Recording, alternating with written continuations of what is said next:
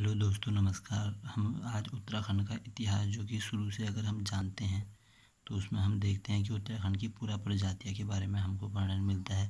पुरा प्रजातियों के क्रम में सबसे पहले उत्तराखंड में कोल आई, फिर उसके बाद किरात आई। उसके बाद जो है उत्तराखंड में उसके बाद कोल आई, किरात आई, उसके बाद जो है भूटानतिक या सौका लोग आए। ठीक है, कोल किरात, उसके बाद भूटानतिक या सौका लोग, ये तीन प्रजाति जो है मुख्य उत्तराखंड की पुरा प्रजातियों में जानी जाती है। अगर हम कोल प्रजाति के बारे में बात करें तो उत्तराखंड की पहली प्रजाति मानी जाती है। देखिए, एक होता है जाति और फिर होता है एक प्रजाति। जातियों से प्रजाति से मिलकर बनती है जातियाँ। ठीक है, तो जो प्रजातियाँ होती है वो जातियों के ही पार्ट होते हैं। तो जो पूरा प्रजातियाँ हैं, ठीक है, मतलब बहुत ही पुरानी प्रजातियाँ।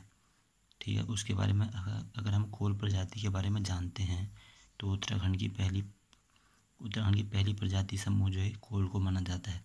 साहित्य ग्रंथों में इनका जो है नाम क्या दिया गया है, कोल का सबर या फिर मुंड। कोल को अन्य नाम क्या है साहित्य ग्रंथों में, सबर और मुंड। अगर हम देखते हैं कि ये कोल प्रजातियाँ कोल प्रजातियों का साहित्य ग्रंथ में नाम क्या है, एक सबर है, एक मुंड है। ठीक हो गया, क्या क्या है कोल प्रजाति का साहित्य ग्रंथ में नाम, सबर और मुंड। अगर हम देखते हैं ये जो कोल प्रजातियां हैं ये लिंग पूजा और नाग पूजा में विश्वास करते थे। ठीक है, शिव के वो थे, तो जो लिंग पूजा और नाग पूजा पर करते थे। ठीक है, और शिव प्रसाद डबराल जो है इन्हें हिमालय की प्राचीनतम प्रजाति माना है। शिव प्रसाद डबराल जो हैं इनको जो है चारण भी कहा जाता है।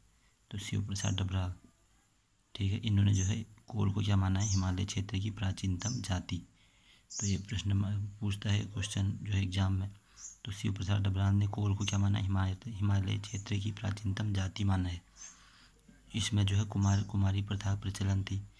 तो कुमारी प्रथा किस में प्रचलन थी, तो ये जो है कोल प्रजाति में प्रचलित थी। कोल के बाद अगर हम देखें तो किरात आए थे। किरात जो है कोल के बाद आए थे। इनका अन्य नाम जो है किन्नर या कीर मिलता है। स्कंद पुराण में किरात का नाम क्या है, ये भिल्ल है। तो ये जो है एक कनिष्क के एग्जाम में भी क्वेश्चन पूछा था कि किरात को जो है स्कंद पुराण में क्या कहते हैं। तो किरात को जो है स्कंद पुराण में भिल्ल कहते हैं। और वैसे अन्य नाम क्या है, किन्नर या कीर भी है। भाषा क्या, बोली क्या है इनकी भाषा या बोली है मुंडा। किरात की जो है भाषा या बोली क्या है, मुंडा। और इधर हम देखें तो ये साहित्य ग्रंथ में कोल को क्या कहते हैं, सबर या मुंड। तो मुंड और मुंडा में अंतर है। मुंडा क्या है, किरात की जो है भाषा और बोली है। और ये जो किरात है ये पशुपालक और आखेटक प्रजाति थी। महाभारत के जो है पर्व होते हैं उसमें से एक पर्व है वन पर्व। तो महाभारत के वन पर्व में किरात का नेता किसको बताया गया है, शिव। ये भगवान वाले शिव नहीं है, ये उनके जो है नेता थे शिव। ठीक है, तो महाभारत के वन पर्व में इनका नेता क्या बताया गया है, शिव को बताया गया है। इसका जो शिव के नेता है इसके अंडर में, ठीक है, इसी के अंडर में मतलब इसी के नीचे अर्जुन का जो है युद्ध हुआ था। कहाँ, विल्लव केदार या शिवप्रयाग में। विल्लव केदार या फिर शिवप्रयाग में युद्ध हुआ था। ठीक है, किसका, अर्जुन से युद्ध हुआ था। ठीक हो गया, अर्जुन का जो है युद्ध हुआ था किससे, किरातों से। किसके नीचे, शिव के नीचे। ठीक है, इसी के अंडर में जो है अर्जुन का और किरातों का युद्ध हुआ था। शिव, ठीक हो गया। ठीक है, अगर हम देखते हैं जो किरात जो है कादम्बरी जिसके रचयिता बाणभट्ट थे, इन्होंने जो है किरातों के निवास स्थान की जानकारी दी है। कादम्बरी बाणभट्ट ने अपनी रचयिता कादम्बरी में बाणभट्ट ने कादम्बरी की रचना की है। तो कादम्बरी में जो है किरातों के निवास की जो है पुष्टि की है। और कालिदास के रघुवंशम में भी किरातों के निवास की पुष्टि मिली है। एक कादम्बरी में, एक रघुवंशम में किरातों के निवास की पुष्टि मिली है। वर्तमान में जो है पिथौरागढ़ के डीडीहाट और अस्कोट में इनके वंशज अभी भी निवास करते हैं। इनके बाद किरातों के बाद आए थे खस। किरात के बाद आए थे खस, काव्य मीमांसा जिसके रचयिता थे राजशेखर थे। ठीक है, तो खस प्रजाति के बारे में अगर हम जानते हैं, तीसरी प्रजाति, तो किरात के बाद आए थे खस। तो काव्य मीमांसा में कार्तिकेयपुर में खसों का राज बताया गया है। काव्य मीमांसा में कार्तिकेयपुर में खसों का जो है राज बताया गया है। कहाँ बताया है? कार्तिकेयपुर में। 1885 में जो है कि खसों को शूद्र वर्ग में शामिल किया। कब? 1885 में शूद्र वर्ग में शामिल किया इनको, ठीक है। किनको? खसों को जो है 1885 में शूद्र वर्ग में शामिल किया, ठीक है। शूद्र क्या होता है? देखो,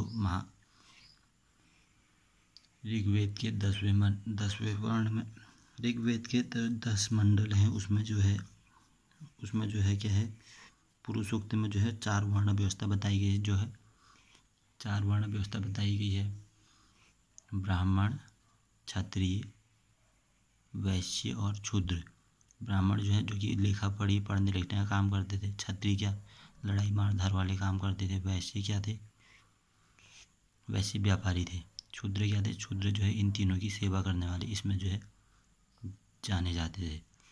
तो जो है ये 1885 में इनको शूद्र वर्ग में शामिल किया, खसों को, सेवा करने वालों में। महाभारत में जो है खसों ने कौरव की तरफ से युद्ध लड़ा। महाभारत में खसों ने कौरव की तरफ से युद्ध लड़ा, ठीक है। जो कौरव खस जो थे किसकी तरफ से लड़े थे? कौरव की तरफ से, ठीक है। कौन से युद्ध में? महाभारत के युद्ध में। सबसे पहला युद्ध माना जाता है ना महाभारत। तो जो है महाभारत के युद्ध में खस जो है कौरव की तरफ से लड़े थे। क ख देखा, ऐसे ट्रिक भी बन जाएगी, क से ख, क ख, कौरव की तरफ से खस लड़े थे। घर जमाई प्रथा होती है किसमें? खसों में।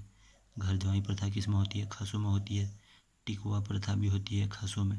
टिकवा प्रथा में क्या होता है? विधवा जो है अन्य पुरुष को अपने घर में रख सकती है, विधवा जो है, ठीक है।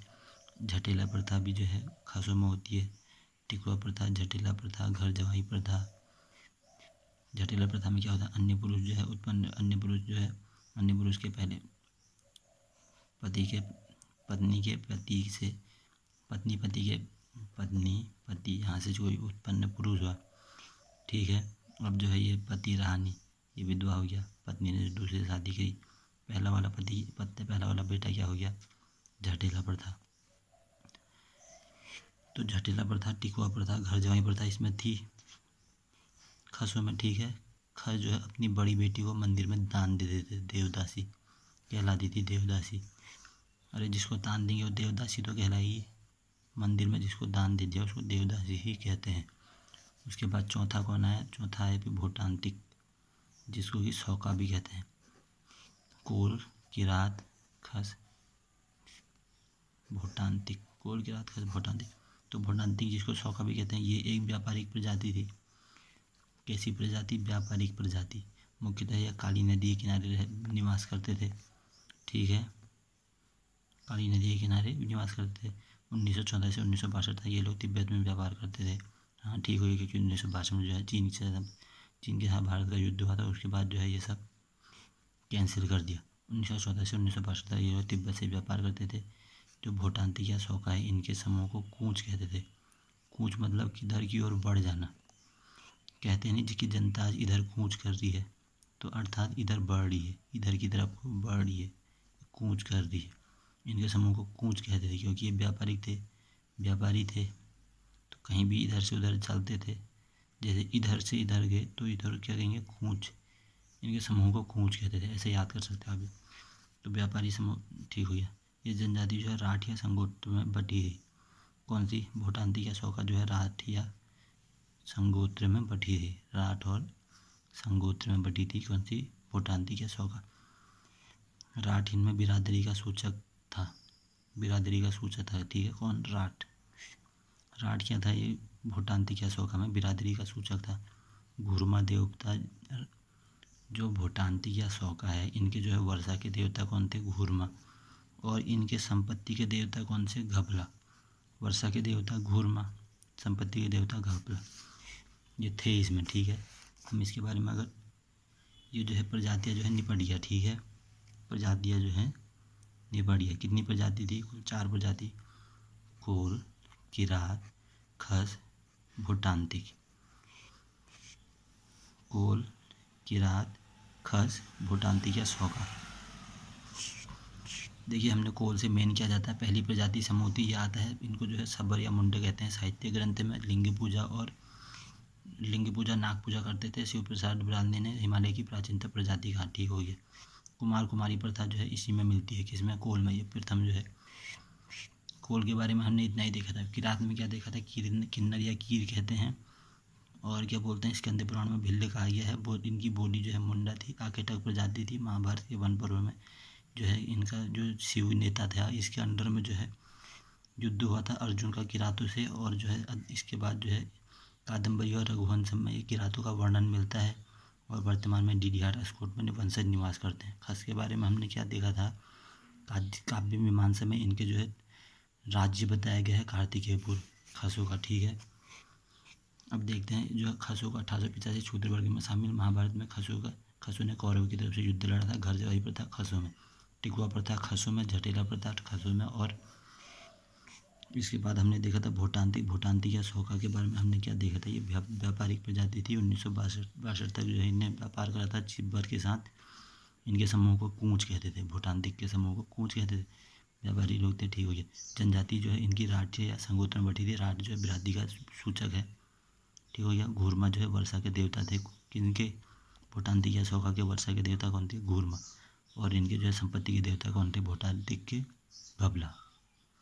बस इतना ही था भाइयों इसमें ये उत्तराखंड की पुरा प्रजातियों में इतना ही था जो कि पेपर में पूछा जाता है 1 या 2 नंबर का। सब इसी में से थोड़ी ना आ जाएंगे, 1 या 2 नंबर का पूछेगा, ठीक है भाइयों।